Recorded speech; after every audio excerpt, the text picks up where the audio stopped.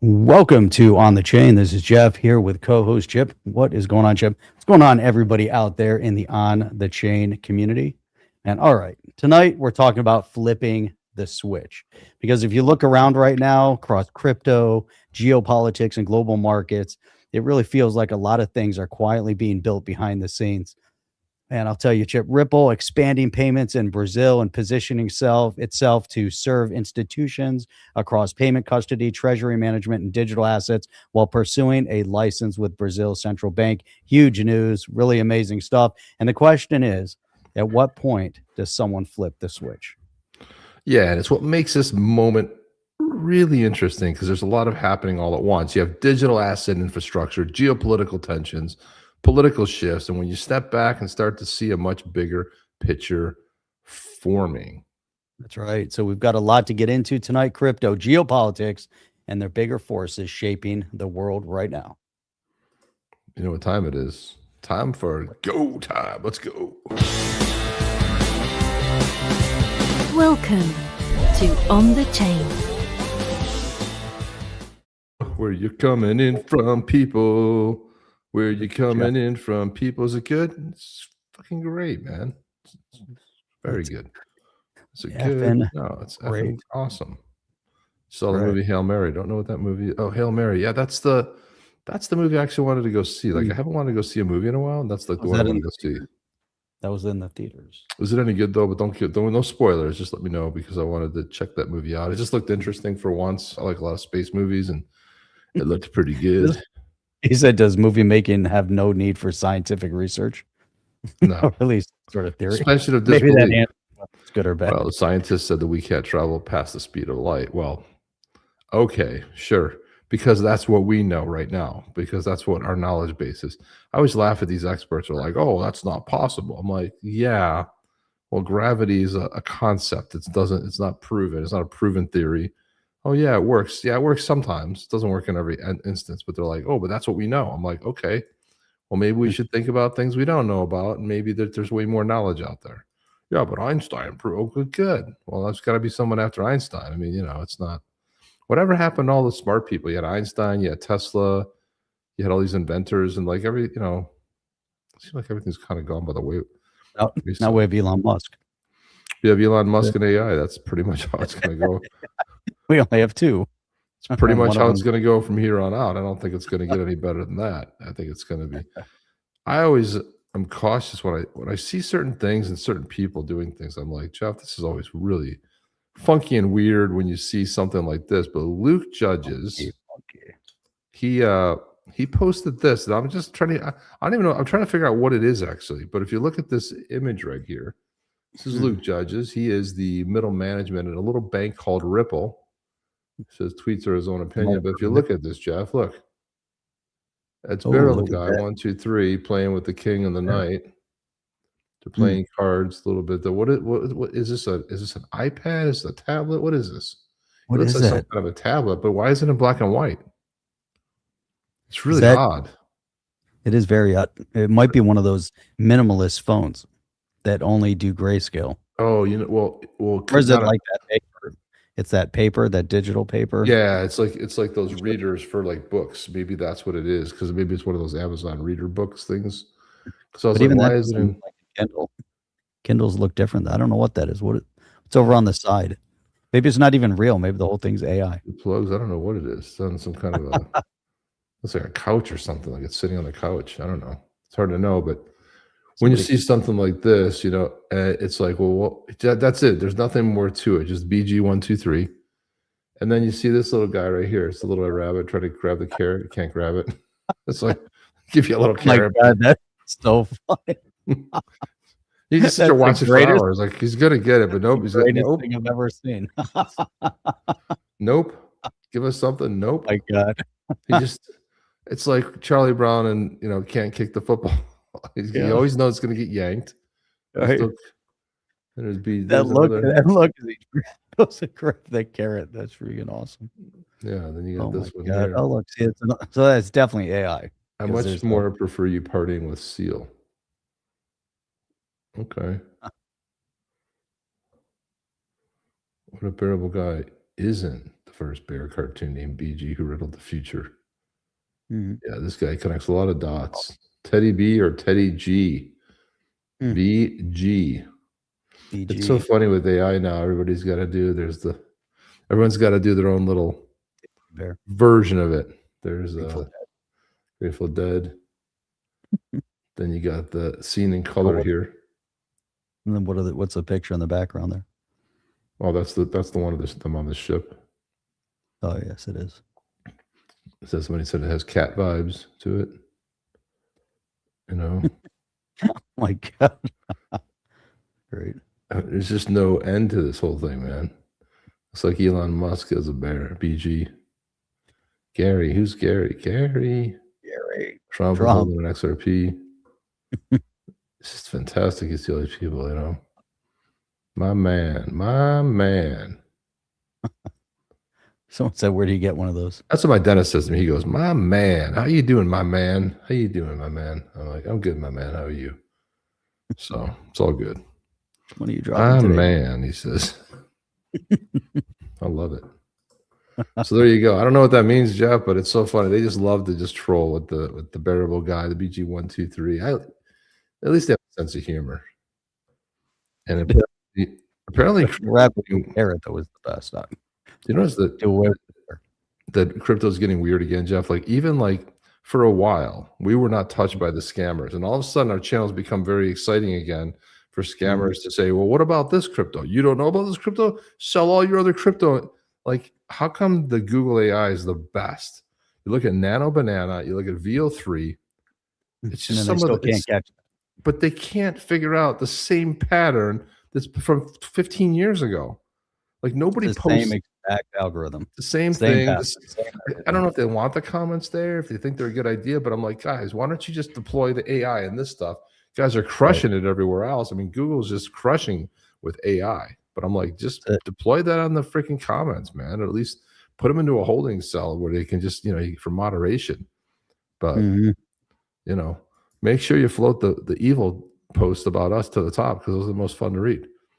We enjoy that. We enjoy reading those posts a lot. My man, says Charles. My man. Pittsburgh's had some good pickups in free agency, dude. My man. They've had some pretty good pickups.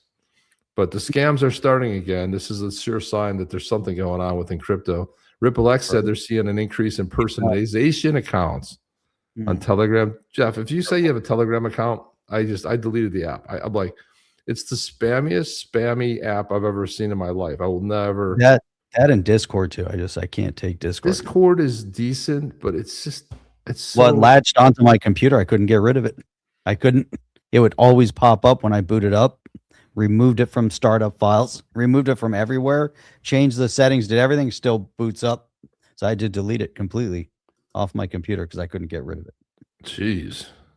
And then they have to go on to say Ripple does not have an official Telegram channel. Any account claiming as such is not legitimate. Our team will not contact you or provide support through unofficial channels or ask you for personal information.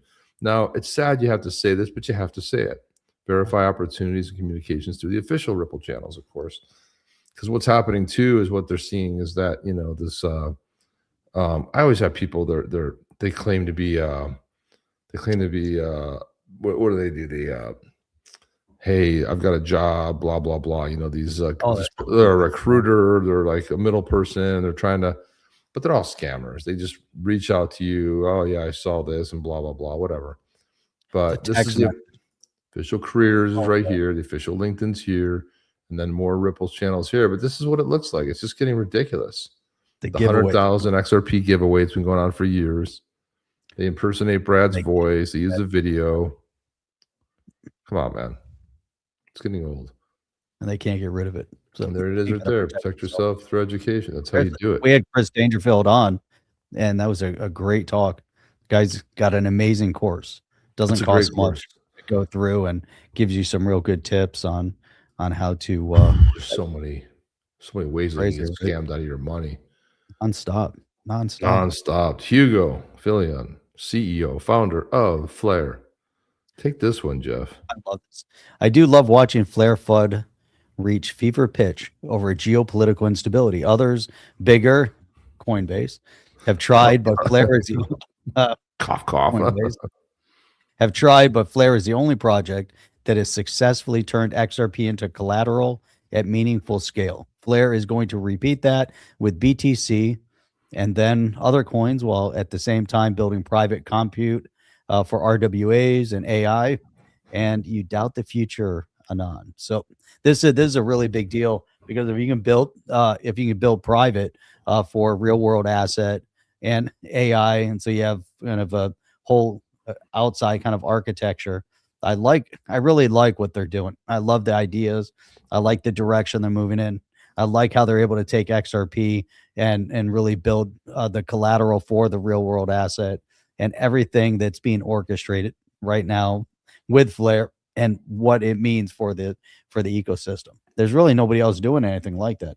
And look, it takes years. Like, people think, oh, it can, companies are just going to pop up and they're going to have this amazing architecture overnight, and then everyone's just going to immediately join in. Early days, we're still proving the fertile ground here. So it's good stuff. What are your thoughts on this?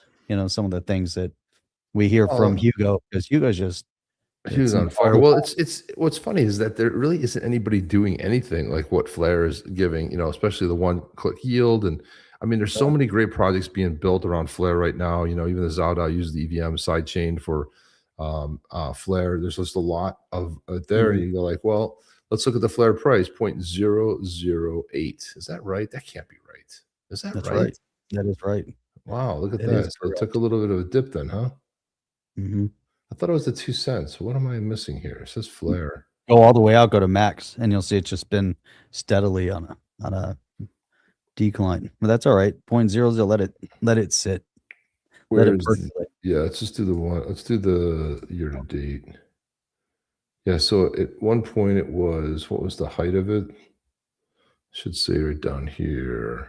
Reminds me of all-time high was Doge 15 was cents. 15 cents? 15 cents was the all-time high. Wait, this is original XRP territory at 0.008. Well, now it is the low, right? But I mean, geez, you can get, how much Flare can you load up on for that? Holy cow. It gets back to 15 cents. That's like 15x. Right. It's gonna, I mean, chances are it'll pass its all-time high, but it's not really about that. I mean, the more utility that comes on chain, the more things that are available, the more builders that come. Now you're talking about serious infrastructure, and it's great how Hugo's starting to get, especially the Bitcoiner crowd, starting to adopt him. I'm starting to see his stories show up in Bitcoin-specific magazines, which is great because that's exactly what you need. You bring, so you have it's not just one chain that's coming. You have all these people. Then Doge too will get utility, but it's XRP right now, then Bitcoin. So there's going to be a lot of opportunity. I'm like, it's on sale right now. I mean, this is not financial advice, but it's the lowest it's ever been, and the high is 15 cents. So if it doubles that and goes to 30 cents and you 30 extra money, you guys can do your own math there. But man, right now, Eliatron says right now it's a buying opportunity. Actually, it's been for a while. It'll take a little bit of time, back when IOU on certain exchanges, I remember that. Yeah, when with the IOU craze was a little out of control, because that was over on BitRoot. They had IOUs on BitRoot, and there were a few others. But I don't think this chart goes by IOUs. That was before. What's that? I'm not sure. If the chart. I don't know if that chart was. I think that's when it was official, when it finally hit. I mean, you can go back all-time high and you'll see where it was. But I think I believe that some of the IOUs were even higher than that. They were like 50 cents. Oh yeah, it was getting ridiculous. It's like artificially pumping the price. Kind of ridiculous. And it wasn't real. It was before they even dropped it. Right. Then there was Songbird, which was what they used for the testnet, and everybody's mad they didn't get their Songbird. Coinbase kept it all. Coinbase doesn't have time for that. Coinbase is not keeping your crypto. Coinbase is an SEC regulated company. They're not keeping it. They're not doing stupid shit like that. But everyone's like, oh, they kept it. They kept it, and they cashed it in themselves. I'm like, yeah, sure, because they wouldn't want to come under any scrutiny of the SEC on a quarterly basis. Hell no. Songbird. Song blue. Flipping on. The community went into meltdown when Songbird came out. Oh yeah, I It was remember like that. panic, total like chaos meltdown. 7 cents. We were the was- only ones that managed the sanity of it all. It was something, Jeff. It was absolutely something. And I think we'll just shift into geopolitical stuff even earlier than usual. But A lot of good shit a lot of good stuff to go through. well, one thing is true. I mean, we've heard a lot about Trump and Trump this and Trump that. You know, Trump has been pretty consistent over the years, Jeff. Trump has So been very, very consistent. look at these videos. Let's dig up some videos. So here's Trump talking about Iran and when? 1980. Let's see. Let me do the math, Jeff. 90, 2000, 2010, 2020, and then I add 6 years to that, and I get, that's my math, 46 years ago. See that, Jeff? 46 years ago. I just did my math right there, right? This is from 46 years ago. You want to talk about consistency? Yeah. Well, to all those people out there that keep saying that Trump is somehow beholden to Bibi Netanyahu or to Israel based on his thought process. This is 46 years ago. He's beholden to nobody. You know, he has his own mind. He's built his own wealth, his own companies. He's the guy is beholden to nobody. And so here we go. You know, this is really important. Here we go. The Iranian situation is a case in point. That this country sits back and allows a country such as Iran to hold our hostages, to my way of thinking, is a horror. You're advocating that we should have gone in there with troops, etc., and brought our boys out. I absolutely feel that, yes. I don't think there's any question, and there's no question in my mind. I think right now would be an oil-rich nation. I think this country is responsible for that war by its own weaknesses. If we were respected, properly respected as a country and as a people and as a nation, I don't think that you would have the war going on right now between Iran and Iraq. Would you like to be the president of the United States? I really don't believe I would, Ronna. Why wouldn't you dedicate yourself to public service? Because I think it's a very mean life.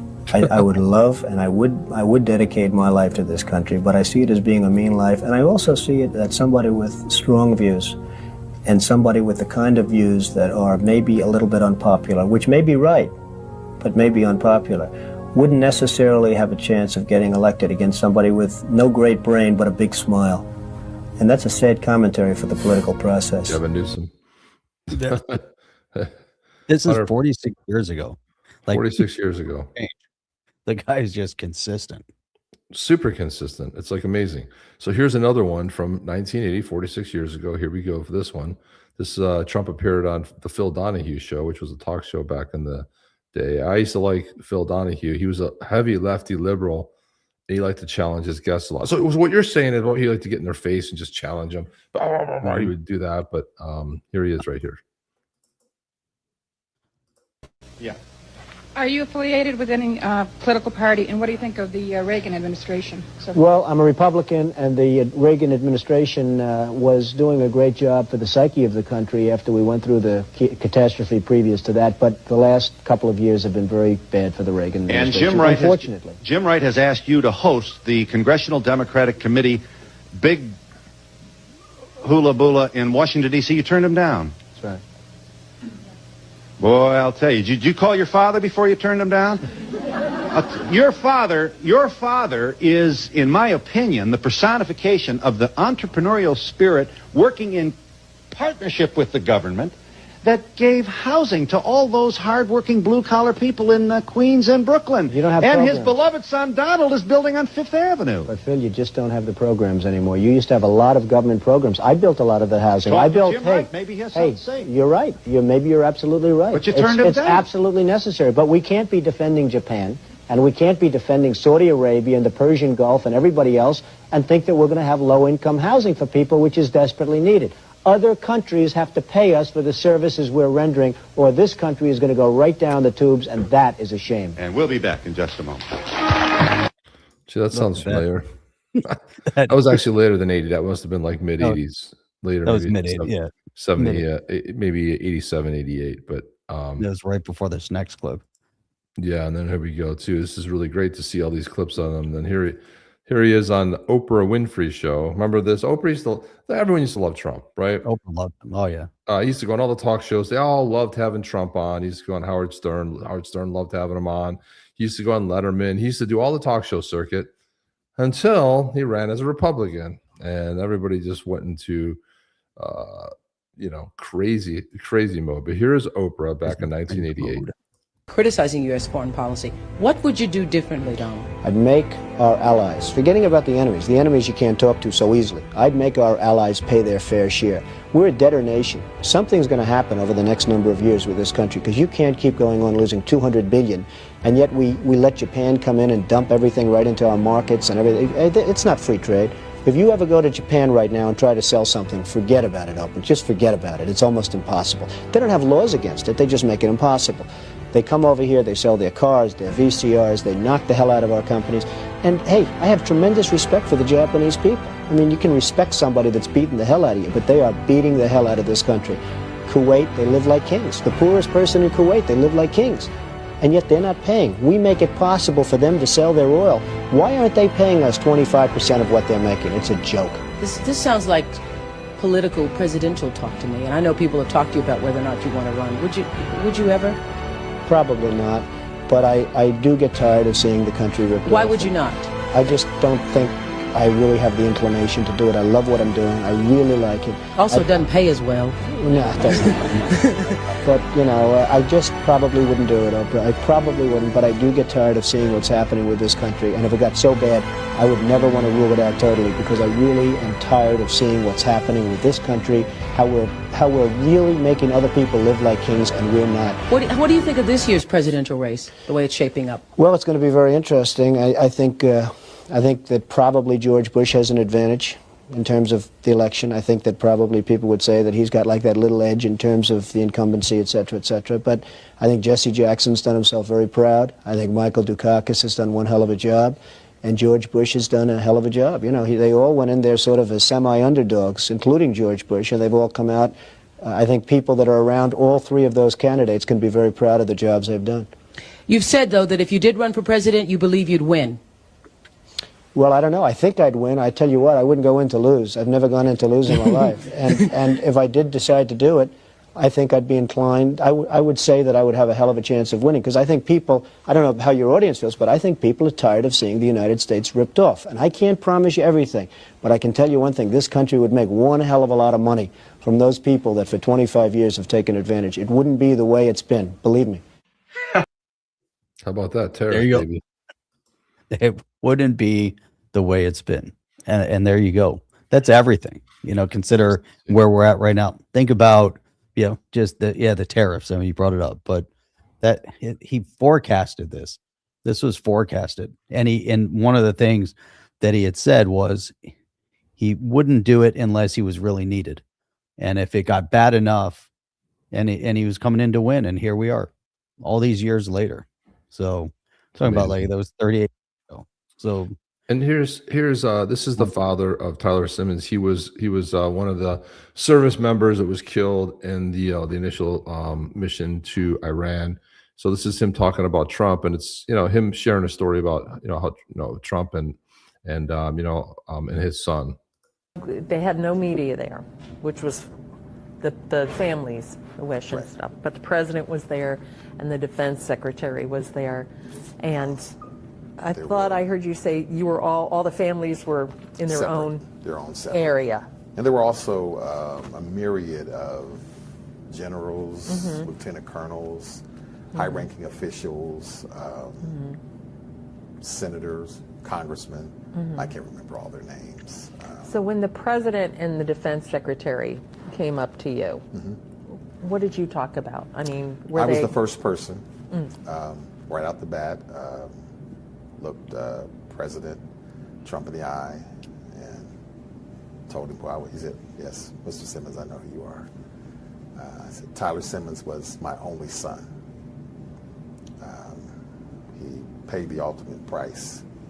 And much to my pleasant surprise, I saw emotion in the president's face. Because usually when you see him on television, he's just being the stern leader. I get that. But his humanity showed in that moment. He said, "I can respect the man that can look the president in the face and tell him exactly what he thinks." I think it's one of the few times that he had to look up. Because actually, President Trump is taller than I thought. Just expressed his condolences and thankful for Tyler's service. Because that's all I wanted the focus to be, was Tyler. And the premise of all them coming was for them to give their condolences to the family. Showed his humanity, but he showed up. And you remember when Biden welcomed home, dead service members? Remember he's checking his watch the whole time? Remember they got the famous shot of him checking his watch? So that was it. A lot of people that have, people that even don't like Trump, but behind the closed scenes, so like he's kind of hard a guy not to like. When you really see, Bill Maher is one of the guys. They gave him so much shit for having dinner with Trump. The left just is relentless, and he was just like, look, man, if a president offers you to come by and have dinner, I don't care if you like the president or don't like the president. How do you say no to that? And I'm telling you that he's a different guy. He's very warm, and they just couldn't have it. They couldn't have any of that, Jeff. They were just, they just want to crucify the guy, and it's almost like they want everything. We want boots on the ground. We want everything to fail. It's like nonstop. It's almost like they don't want anything good to come out of it, right? That's it. If we transition to Illinois, here's a candidate, a Republican candidate who won her primary in Illinois. But here's how she's going to talk a little bit about it. I'm a Republican in Illinois, and I often find myself wondering what's going through the heads of the leadership of the Illinois Republican Party. One big thing that has been on my mind is, why are we so confused about how to counteract what the Democratic establishment is doing as far as trying to shelter the voters they know should not be voting in the state? So the big issue that Illinois has is that they will not release their voter rolls because we know for a fact there are going to be a great deal of people on the voter rolls who should not be there, whether it is deceased individuals who are still on the voter roll, having mail-in ballots cast, or if it's illegal aliens, people who should not actually be voting, but were accidentally registered via the DMV, because you can automatically register to vote when you get a license in Illinois. So whatever the issue is, we know that they are sheltering the voter rolls in Illinois. This is a focused effort from Pritzker. So right now, the Illinois Republican Party, we do see them advocating for the SAVE Act, and they want to see voter ID happen at the polls. This should happen. We shouldn't walk in to vote and there's no ID that's requested. But if I was a person who was in leadership of the Illinois Republican Party, here's what you should see from competent leadership that we don't see. And I do have to call this out because I'm advocating on behalf of Republican voters. I'm not here to advocate for Republican leadership. I'm here to advocate for Republican voters. And here's what Republican voters should have saw in this primary election and what we need to see going into the general. If I don't see this coming about by this summer, I know that you all don't have a vested interest in doing anything to actually secure or encourage or empower elections in this state. If I do not see a massive voter registration effort from the state party to register voters all throughout this state, I know that you are complicit. I know that you are not invested in actually doing the work. I don't want or care to see any of these events. I don't care about these galas. I don't care about these breakfasts. I don't care about any of these social events. If you're not registering voters, I don't care. She's right. I mean, when the GOP calls me and they get me on the phone, I just tell them to go pound sad. I tell them, go F yourself. Then, aren't you a Republican? I'm like, I'm not. I'm an independent. You know what? I voted for Republican presidents for most of the time. I said, but you know what? I hate the GOP, and you guys suck, and you're always doing a shitty job, and you're not getting a dime. If I want to send it to a candidate, I'll send it to a candidate. I have, I endorse John Deaton. I send him John Deaton money. Right? I endorse him. I send him money. Why? Because every little bit helps.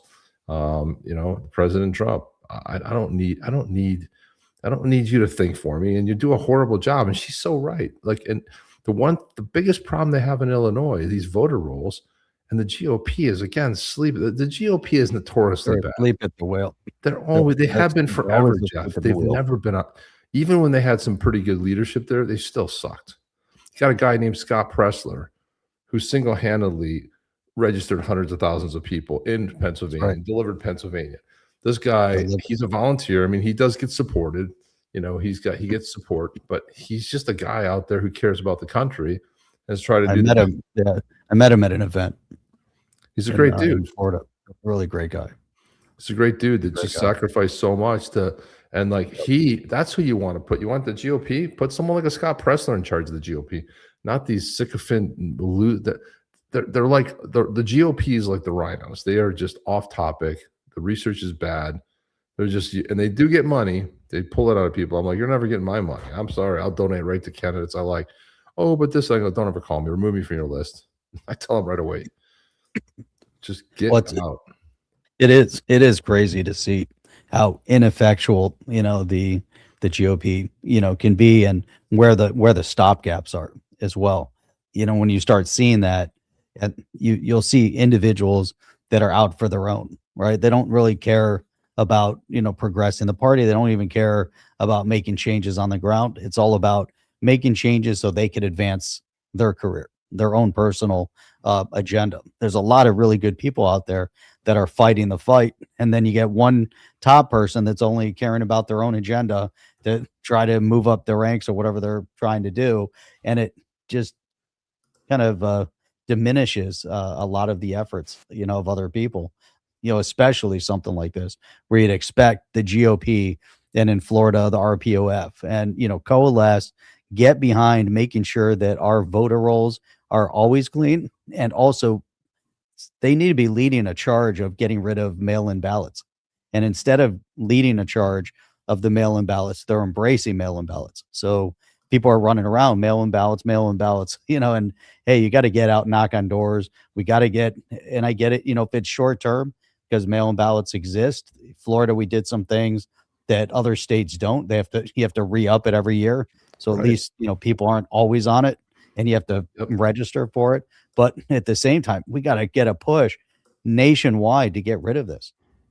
And you don't hear a lot of voices at the local level saying, we're going to do it temporarily until we can push it through. And someone's got to lead the charge at the state level to get it onto a ballot to get rid of this thing. It shouldn't be allowed. We showed this one yesterday. No, that's I pulled the guy over. Got any idea? No thanks. I'm voting today. I'm voting today. So Justin Wong, the CEO of NVIDIA, he was asked by the All In Pod an interesting question. Here's how he answered it. Check this out. CEO of a global company, what do you see are America's unique advantages that other countries don't have? America's unique advantage that no country possibly have is President Trump. And let me explain why. One, on the first day of his administration, he realized the importance of AI, and he realized the importance of energy. For the last, I don't know how many years, energy production was vilified, if you guys remember. Yeah. We can't create new industries without energy. You can't reshore manufacturing without energy. You can't sustain a brand new industry like artificial intelligence without energy. If we decide as a country the only thing we want is IP, to be an IP only, a services only country, then we don't need much energy. But if we want to produce things, something as vital as artificial intelligence, then we need energy. And so I'm just delighted to see to accelerate AI innovation, to accelerate the growth of energy so that we can sustain this new industry and go after the new industrial revolution. That's it. It's so spot on, Chip.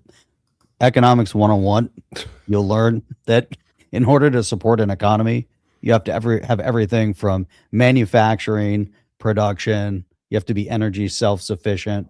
You have to have all the components of it. Then eventually you keep going, out in the circle, and you get to the consumption.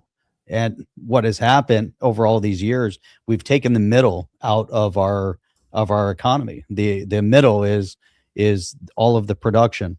It's all of the building, anything, all the manufacturing, energy self-sufficient, sufficiencies.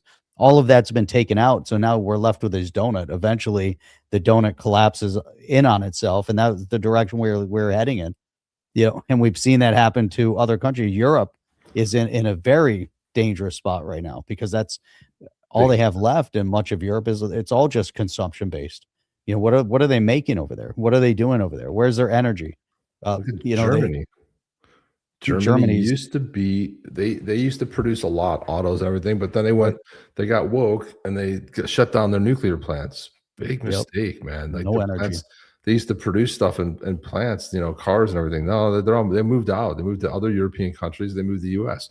It's pathetic. We have something from the AFD party, which I think Germany has a real shot. If the AFD gets in, I think they've got an amazing shot. They might just be able to reset a lot of what's going on in Europe. But Trump posted this about Pelosi. This was a documentary that her daughter made, but he took this one clip from it. And she can deny the fact that she did not deploy the National Guard on January 6th, all she wants. But here she is in this clip saying something totally different. Terry, we did not have any accountability for what was going on there, and we should have. This is ridiculous. You're going to ask me in the middle of the thing when they've already breached the inaugural stuff that should we call the Capitol Police? I mean the National Guard? Why weren't the National Guard there to begin with? They thought that they had sufficient resources. That is not a question of how they had. They don't know. They clearly didn't know, and I take responsibility for not having them just prepare for more. Oh, interesting. Wow, that's something completely different than what she's been saying. Trump said the whole time. He asked for it 4 days before, 5 days, whatever, and we were told, no, she didn't ask Jeff. That's what we were told. But, it's all a lie. All the truth is coming out, and it's going to crush them like grapes. The grapes of wrath. That's it. Chip, this one here from Visual Vendetta. Kodak was once the largest corporation. Then they started hiring out-of-towners as CEOs and CFOs, and now Kodak is dead. Oh, you think that's why Kodak is? That's is not that why they they're died? dead. The reason they're dead is because when the digital camera came on the scene, they were like, people will still use film. No, they didn't learn from the newspaper industry. They didn't learn from any of it. And by the time they got around to making digital cameras, they were garbage. They were, it's like if you buy tools, there's the pro version of the tools, and then there's Black & Decker. Black & Decker is like it'll get you by. It won't last long. It's not a really pro model, but I can kind of use a saw. I can kind of use electric scrubber. They're just not built for a lot of use, not like some of the big brand names that you have, but that's what they became. They became a joke, and by the time it was too late. I mean, the industry, they didn't plan for the future. That's exactly right. They were late to the digital DNI, digital nomad, back on the channel. Look at that. Look When was at the that, last time baby. we saw DNI? From gotta be- Thailand, man. How least old is like a year. how old is your kid now? 3 or 4? It's got to be like half. Is in college yet, or what's going In on? college, I think. That was the last time we saw God. DNI. Jeez, that's fantastic, man. Crypto Mountain Man, but my stock trades were on fire. Sure. Nancy Pelosi- That's Nancy why Pelosi that's why that printing money. app exists, where you can follow all of her trades. But if we check out what's going on here, Jeff. So Trump has been on fire lately, but he said the Democrat running in Texas, James Tallarico, turns out to be a fraud. Well, we don't know that. It showed after the election when he beat the low IQ candidate Jasmine Crockett. No relation to Davy Crockett. He's got 6 genders, insults to Jesus, only vegan food, was wearing a mask in 23 and 24, and is weak, ineffective guy who was allowed to win prior to releasing the avalanche of information we had on him, because as bad as Crockett was as a candidate, this guy's worse. I believe that any human being running against him, sick, incompetent, close to death or whatever, even a child, would win. He may be the worst candidate I've ever seen, other than, of course, Gavin Newsom, who admitted that he suffers from mental incapacity, is unable to read a speech, and is dumb, but in saying the dumb comment, he referred to his audience, and therefore became, in the eyes of the African Americans, a total racist, which is probably true. Gavin admits that he's low IQ individual, which typically is not good for winning the presidency. His interview may have been the worst ever given by a professional politician. I believe it takes him out of the race. Kamala is back. President Donald Oh my God. Kamala is back. Oh, just I'm telling you, man. it's just the level of trolling that Trump does, and people just don't get it. They just really kind of miss the troll that's going on. They just can't quite pick it up. I really don't know what their story is, but I mean, they fall for it every single time, Jeff. Every single time. And guys, if we do not pass the SAVE Act, somebody posted this, and I think this is pretty much spot on. This is the kind of thing that we're going to see if the Save America Act isn't passed. Here's a 2028 White House administration. You got Gavin Newsom, president, VP Alexandria Ocasio-Cortez. You got Jasmine Crockett, Crockett. You got Zohan Mandami as the attorney general. You got Ilhan Omar as the secretary of defense. Michelle Obama as the secretary of state, and Bernie Sanders in charge of health and human services. Oh my God. What a disaster. This is talk about remember, the end of the this end. is all their That would leading be the people. end. That would be the end. It's over. That would be the end. There'd It's be no absolute- coming back from that. It's over at that point. And I always love to see this graph because it really is never going away, Jeff. This is here we go in 2020. And then all of a sudden they stop the voting. This is the cheat right there. Straight up. This is the curve, right? Because you're kind of coming in. And there's Biden. And boom, straight up and over. Here's your missing 20 million votes that were not real. 2024. There it is. There's the curve. Funny, like people look at this and they're like, oh, geez, I don't know. They're counting 40, 60, 80,000 ballots all for Biden. Yep. Statistical anomaly. It's impossible. But everyone's like, oh, there was no voter fraud. I'm like, okay, sure, whatever you say. But Jeff, there is some good news. It turns out that Japan is sending help to open up the Straits of Hormuz. And here it is right there. Boom, Godzilla. Godzilla's coming.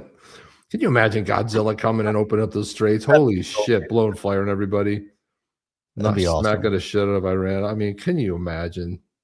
So I was happy to see that they're sending some firepower there. It's great. Godzilla. Gotta figure out how to make one of those.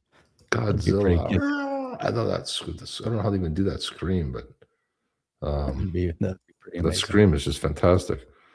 And then here was if we dig back in history, Jeff, everyone likes to think that this is like this whole thing with Islam and invading, and they think, well, it's like a modern thing. No, it goes back thousands of years. I mean, it goes back to 800 after Muhammad died. And you had the Crusades that took the conquering back, and then everyone go, oh, the Christians are horrible. My God, do you have to have the Crusades Part 2? But here is let me find this video. Christopher Hitchens talking about some U.S. history here. 1788, when the United States was barely a country, right, it was having its sailors taken as slaves by the Barbary states, the states of the Ottoman Empire in North Africa. Tripoli. The shores of Tripoli. Ships stopped. Its crews carried off into slavery. We estimate 1.5 million European and American slaves taken between 1750 and 1815. Jefferson and Adams went to their ambassador in London and said, why do you do this to us? The United States has never had a quarrel with the Muslim world of any kind. We weren't in the Crusades. We weren't in the war in Spain. Why do you do this to our people and our ships? Why do you plunder and enslave our people? And the ambassador said very plainly, Mr. Abdul Rahman said, because the Quran gives us permission to do so, because you are infidels. And that's our answer. And Jefferson said, well, in that case, I will send a navy which will crush your state, which he did. Islamic fundamentalism is not created by American democracy. It's a lie to say so. It's a masochistic lie. And it excuses those who are the real criminals, and it blames us for the attacks made upon. Think about that, Jeff. Nothing changes. Yeah, it's the same. It's the same rinse and repeat, except people think about the amount of information people had access to back then. People are dumber now. And actually, we used to talk about the video generation because everything was what you saw on TV. Now it's a million. It's a magnitude. I don't even know what the scale is of how stupid people are, because you have access to all information 100% of the time. People have their phones with them nonstop, constant, able to research, look up, cross verify, double check, look up other information, but they see a little snippet. They don't even understand the topic, and they make an opinion, and it's just pure stupidity at this point, where you can educate yourself beyond PhD level education. PhDs get their smarts not because they're intelligent, because they read books, and that's it. They kept researching a topic until they knew so much about it. All they do is regurgitate other people's information, and maybe they have some unique thoughts. But this is the point. It's like, how can we not educate ourselves beyond that? There you go, Barbary pirates, and it hasn't changed. The only thing that's shifted is the wealth.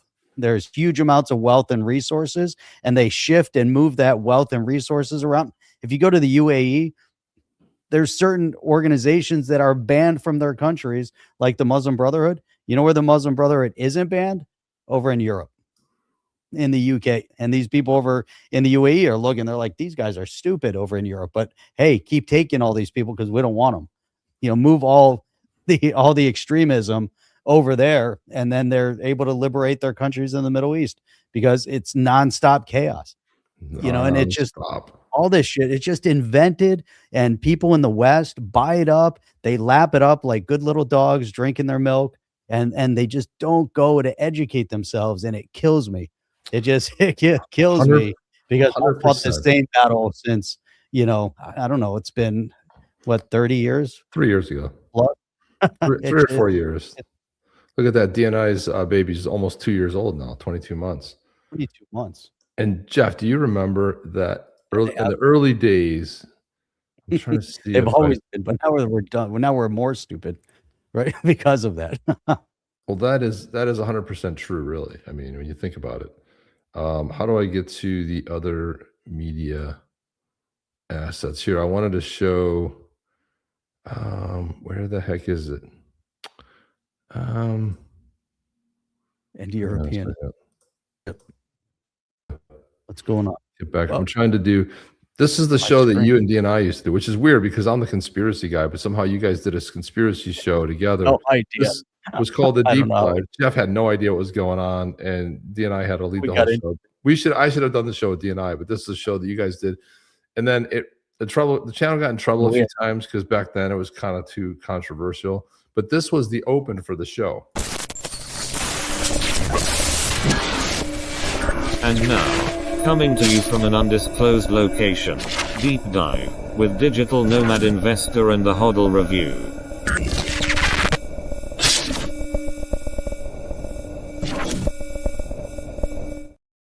Remember that? And DNI called out exactly, how the whole COVID thing led in.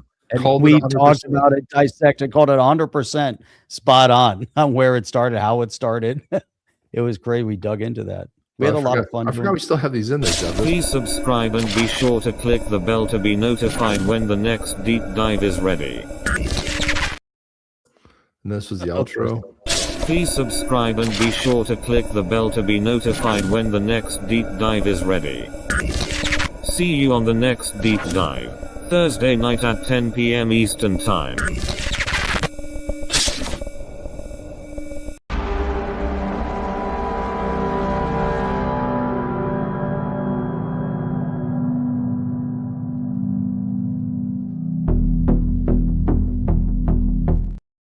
Wild days, Jeff. Wild good old days.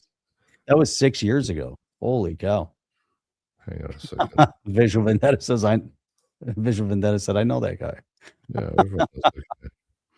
By the way, guys, if you guys are wondering who puts this all together, this is brought to you by Badassery Coffee. Badassery Coffee. Go to badasserycoffee.com and get yourself some. Here we go. $5 for a latte. Half of that feeds some hipster's avocado toast habit. Quit financing coffee fads you don't need. It's time to rebel. Your badass great grandpa had only one tin cup and brewed his coffee over an open fire. We roast to order, ship free, and keep every bean bold enough to wake the dead. Or at least your 9 a.m. meeting. We make coffee that punches Mondays in the face. Badassery Coffee. Fresh, fierce, and great. Roasted fresh, shipped free. Chaos pending. Order now at badasserycoffee.com. Badasserycoffee.com. That's right. Badassery.com. Effers. Get yourself some coffee. Jeff, you know, it's funny. I was reading through this, and he said people have always been this stupid. We just have 24/7 access to their stupidity. I was That's kind a of good point. reading it, but what's funny about that, I think about that statement back in it was early 1990s, so it's probably like 91, 92.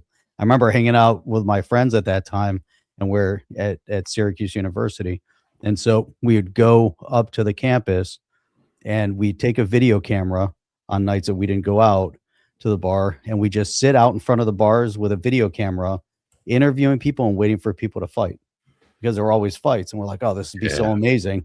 And we got the best clips from people, and you know, who walked around with a video camera back then recording stuff. And we Nobody. just got so many amazing clips back then. And I think about it, if YouTube was around back then, we'd probably be, you know, we were so cutting edge, we'd be multimillionaires. But who thought about stuff like that back Probably, then? yeah. Remember back in the day, like you're right. The clips are all people post their stupidity. They don't know it's stupid, but they do post it.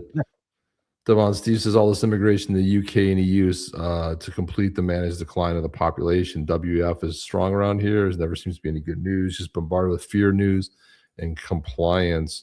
Well, here's this dude who's asking a question from about the UK, but also about Spain. And it's funny that comment is timely because listen to this. Okay, gang, good morning. I have a question for you all, which hopefully someone somewhere can answer, because this makes no sense. Don't worry, we can answer it. What is it with the left-wing politicians and left-wing parties, not just in the UK, but all across Europe, absolute obsession with Islam, with protecting Islam, and seemingly with promoting it and the protection of it above everything else? I don't get it. What's going on? I mean, at a deep level, there you go. What is about that alliance, and why do they seem to be so wedded and so welded to each other? It makes no sense to me. I'm going to show you something which is, you're probably well aware, you may be aware, that in Spain recently, the Spanish government, which is a very left-wing socialist type government, recently gave a complete amnesty to illegal migrants that were in the country. I think it was about 500,000 people. They just gave an amnesty to and basically said they could stay. But in doing that, what they've sort of done is open the floodgates, because now many, many more are trying to get into Spain, thinking, well, if we get in there, they'll just let us stay. There's no problem. So you've got loads of them gathering on various borders, particularly in sort of North Africa and stuff, trying to get across into Spain. But have a look at this post that was put on X, which apparently is a direct quote from Pedro Sanchez, the leader of Spain and the leader of the socialist government. Take a look at. You know what they're calling Pedro Sanchez? Dirty Sanchez. Just saying. Dirty Sanchez. So put the glasses on to read it to you. Spanish Prime Minister Pedro Sanchez says that anyone who insults Islam will be imprisoned. The direct quote is, "There is no place among us for those who insult religions, plural, and anyone who insults the Prophet Muhammad or the Islamic religion will face a severe prison sentence of up to 5 years." There you go, there's a picture of Pedro Sanchez. 5 years in prison for insulting the Prophet Muhammad. Can anybody explain that to me? How does that work? What counts as an insult? Cracking a small joke? Not believing the word of? Criticizing hadiths in the Quran? Having a bit of a pop at halal slaughter? What constitutes an insult to Islam or an insult to the Prophet Muhammad? And if you do insult it, do you deserve up to 5 years in prison?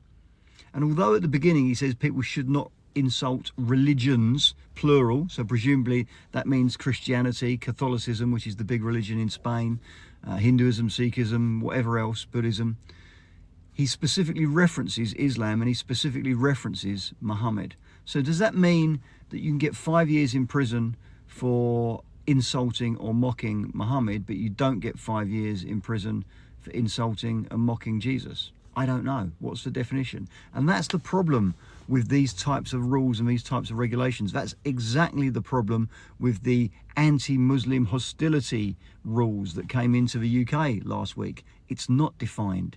You know what the problem is, Jeff? You don't have the U.S. Constitution. You don't have free speech. You don't have the right to protect yourself against tyranny, because tyranny's taken over. You're disarmed. So good luck. Good luck with that one. The First Amendment and the Second Amendment is not your friend. Sure, they signed the Magna Carta, the UK, fantastic, but that was the precursor to what would later become, etched into a constitution written by the people, limiting the government and what the government can do, because other constitutions, I love when people get in these arguments me online. Chip, we have a constitution. Yeah, who wrote your constitution? The government? Okay. And what does it tell you? It tells you everything the government can do to you. What kind of rights do you have? You don't have any rights. So they took the Magna Carta, they lit it on fire, and they went backwards. Good idea. Fantastic. It's crazy. All to support incoming foreign invasion. It's basically what it is. All you have to do is go back, look at the entire region of the Middle East, and tell me who's conquering over there. They didn't start. If Iran wasn't a Muslim nation, how did it become Muslim? Where did the Christians in Lebanon go? Right. Where did the Christians in Iraq end up going? The Chaldeans. What happened in Egypt? Where's everybody going? And why do you have this extremist Islamic caliphate taking over all of these countries, all around that region? Why are they now in Europe? Why are they in the US? Coming over here, preaching from their mosques about the conquest of the territories of the regions. And there was that one post that you had shared with, they put a crescent up on a mountaintop, and it ended up getting torn down. Nobody knows But anything. the whole purpose of putting it there, was in your face, kind of a show of conquest.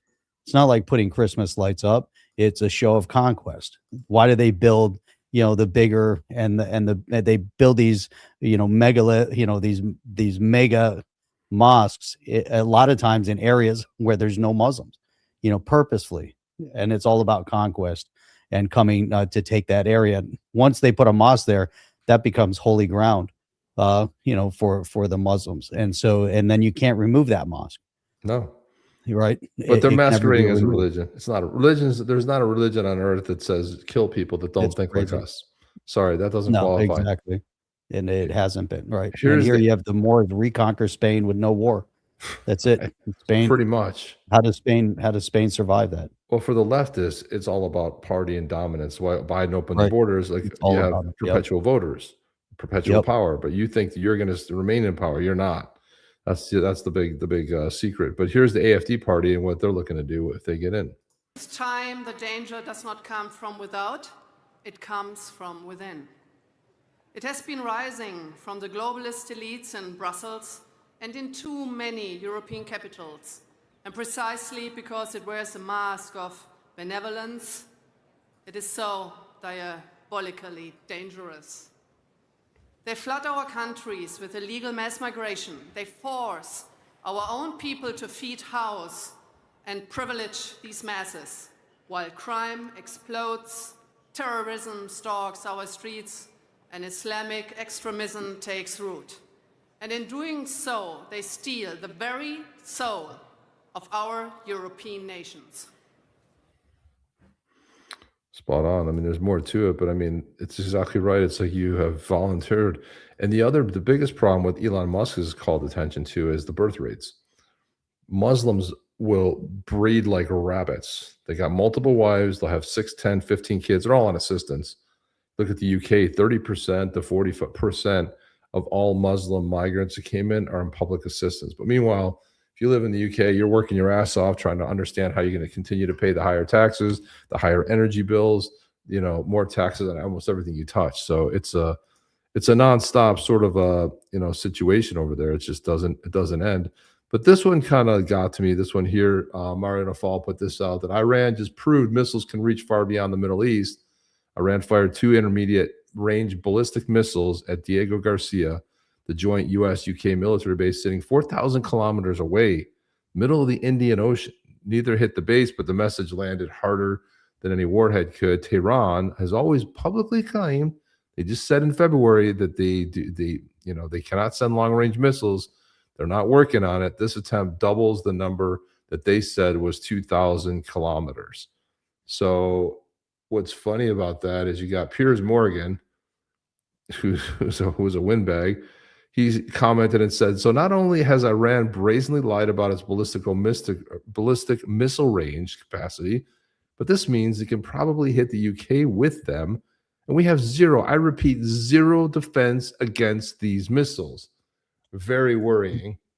Apple Labs said this, well, London is now in range. America has a missile shield. Israel has a missile shield. Britain has Keir Starmer and nothing else. Not a single defense system over London, Manchester, anywhere. Britain has zero ability to stop an Iranian ballistic missile if Iran chose to target it. Piers Morgan's right to be terrified. Every person in the UK should be.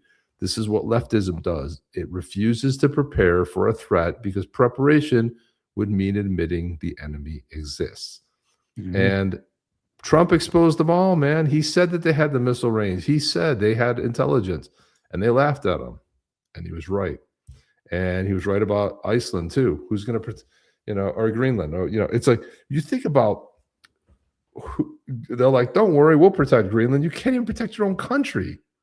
Diego Garcia got hit, Jeff. This is insane.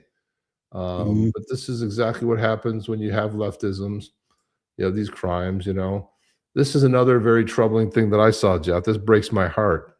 This is the fire department in New York headquarters was defiled. Muslim prayer rugs, dozens laid in front of the 9/11 memorial plaque honoring 343 firefighters murdered by Islamists. Prayer rugs over the 9/11 heroes' names while Mamdani smiles. Brazen disrespect. They hate you. Wake up. Can you imagine? Can you imagine this? Putting prayer rugs over top of these brave firefighters. 343 of them lost their life. I mean, they're just taunting at this point, Jeff. There's not even any doubt about it. I can't believe that that's even allowed, that they would. And then Mamdani was there while the whole event's going on, and they're okay with that. It's disgusting. Such a slap in the face, but they do it on purpose. It's all about humiliation, to humiliate and always have that one step above. Another student lost her life to an illegal immigrant. Not getting zero press. She got shot in the head while she was with her friends. The suspect in custody for murdering Loyola University student Sheridan Gorman in Chicago is a Venezuelan illegal alien who was caught and released by the border by the Biden administration back in 2023. DHS says he was also released from local custody after a shoplifting address. So instead of deporting them, they have sanctuary cities. This guy was allowed to remain twice in the country, and he kills this young lady. And she doesn't go on to live and follow her dreams. Her family loses a daughter, and there's nothing about this at all.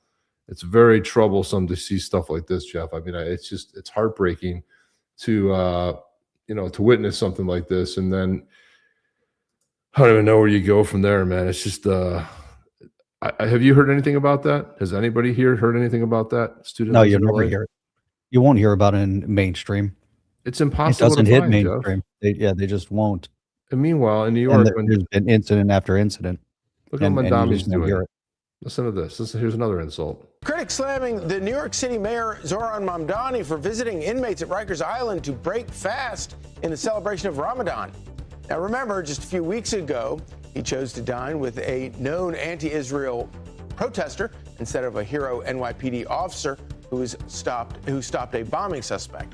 An anonymous NYPD officer telling the New York Post, quote, he actually visited inmates on Rikers, but hasn't visited any victims of the heinous crimes some of these guys have committed. I think it's absolutely disgusting. But earlier in the week, Mamdani called this the most meaningful evening, telling NPR, quote, this is me just being a Muslim New Yorker, and I think there are some for whom that is a political act, and there are a million or so. I can't even listen about this guy. Can't even listen to the nonsense. I can't. It's just it's too much, Jeff. So we got to pick it up with something a little bit more upscale, a little feel good story. But this is it. Now, one of the things the Trump administration allowed was if you self-deport, you have the chance to come back legally. $3,000 plane ticket. Go ahead and apply to come back in. Check this story out. I'm coming home. I'm going to take the song out, but this guy, father self-deported to attend immigration appointment. No guarantee that he'd make it back to be with his kids. He left, and guess what? 2 weeks later, he was back legally in the United States. Now, that may not happen for everybody, but he said goodbye to his kids, He self-deported, and then he applied legally to come back in there. So 2 weeks later, he was reunited. Prayers answered. His permanent residence was approved. Now he finally get to start this new chapter. Why? Because he did the right thing. And I'm not saying it's going to happen for everyone, but this guy he loved the U.S. He wanted to come in legally. He left, and he came back in. And he got to hang out with his kids. It's a feel-good story. You don't hear, of course, you don't hear that. That should be all over the news. Like, how cool of a story is this? That a guy did the right thing, self-deported. Now, is everyone going to come back in 2 weeks? Probably not. But the point is he got permanent residency because he applied and he did the right thing. I'm sure that was probably escalated. And then this one, Jeff. Sometimes these memes, they just really get better and better. You think you've seen them all? And there's just a new level, but see how many people you can recognize in this. I might have to. That's right. Being legit and legal in the U.S. That's what it's all about. Crypto Mountain Man. Look at this. The Marines started at a bar in Philly called Tun Tavern during the Revolutionary War, and this place was straight fire. Excuse me, are you Samuel Nicholas, the owner of this joint? Damn right it is. How can I help you? We need some badass motherfuckers that are definitely not pussies. I've got just the... I'm like, all right, you had me at badass mother effers that aren't pussies. I was like, you had me at like I'm into it already, right? That's all you had to say. If you listen from the beginning, Jeff, they attended this tavern back on the Revolutionary times. That's the funniest part. Hoorah! The Marines started at a bar in Philly called Tun Tavern during the Revolutionary War, and this place was straight fire. Excuse me, are you Samuel Nicholas, the owner of this joint? Damn right it is. How can I help you?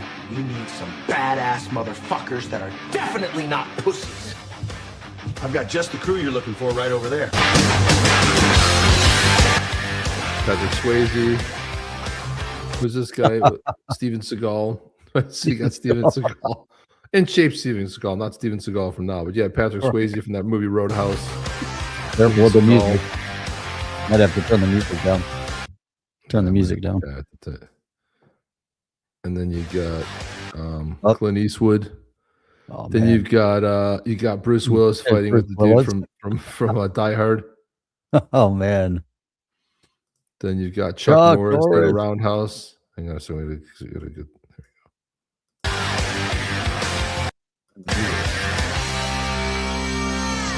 Gotta shut the music down. We'll take them all. And just like that, the Continental Congress authorized the Marines in 1775. Made Sam Nicholas their founding captain, who recruited America's most badass motherfuckers, straight out of bars like Tun Tavern. And these dudes were always down for crazy-ass shit. When ships got close enough, they jumped onto enemy ships like a bunch of psychos, just to have fun and kill some redcoat dirtbag. After the Revolutionary War, the Marines were disbanded. Oh, come on! It's over. Nothing is over! But then, just like today, a bunch of dirt... Look at this quality learning. Quality leering centers. Quality leering centers on the Somali ships. Ugly, illegal African pirate thieves were pissing us off. So guess who was called back? There you are. Sylvester Stallone. He's all ripped, riding in on some camels. And some wannabe mercenaries crossed 500 miles of African desert to Dude, Mel Gibson's in his car from Mad Max. attack the pirates on their home turf during the Barbary Wars. Now, if you want to see the rest of this video, you must subscribe.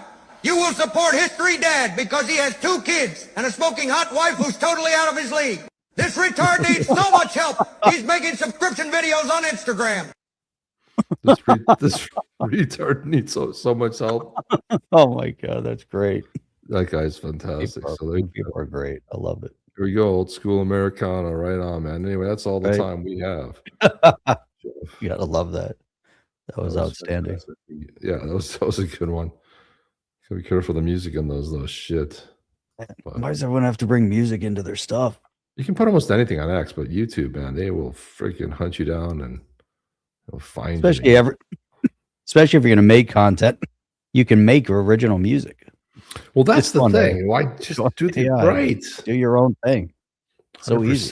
Then you can't put it on YouTube. You got to be able to do your own stuff. So that's it. Anyway, guys, that's it. Everybody have a great week. We will be back. Jeff, when are we coming back on the air? Wednesday. One night only on Wednesday. Wednesday at 8 p.m. We will be 8 p.m. back. Eastern Standard Time. That's You're so we welcome. have, guys. You guys have a great week. Thank you for coming. Have an awesome one. We'll have more fun stuff to talk about on Wednesday. Never get sick of all the winning that's happening because there's so much more to come. All winning all the time. All winning all the time. See you guys on the next one. Chip and Jeff. Oh, wait, what? Who's that channel? Who's that channel again? Well, subscribe. We'll send it out in the email. That's right. Let's go. Are you down with OTC? Please like, subscribe, and click the bell to be notified when the next video drops.